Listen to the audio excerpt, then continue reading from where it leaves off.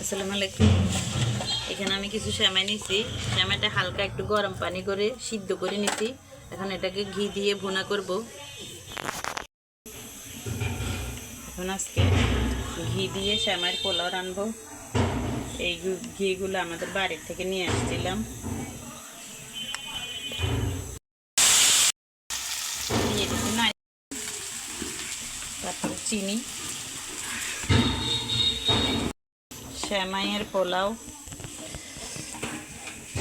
সেমাই পোলাও কার কার ভাল লাগে বলবেন। আমার অনেক ভাল লাগে, আমার মেয়েরও ভালো লাগে, আর আমার ছেলের ভাল লাগে না, তাই আমার ছেলে একটা জিনিস দেখাবো।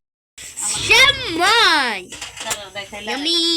আমার ছেলের জন্য তাই দুধ দিয়ে রান্না করতেছি। সে সেমাইয়ের পোলাও এত পছন্দ করে না, তার জন্য এদিকে দুধ দিয়ে রান্না করতেছি। সে খাবে দুধ দিয়ে, আর আমার মেয়ে খাবে ঘি দিয়ে। ঘি থেকে দুধ অনেক মজা, তাই না গাইস? আপনারা তো জানেনই কোনটা মজা।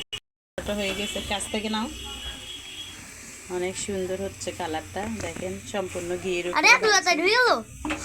হ্যাঁ, এটা এত তাড়াতাড়ি হয়ে যাবে। কিন্তু আমারটা তো এখনো হয় নাই নাকি? আমারটা একটু দেবে। কি রে, খাই ফেলবা? সারা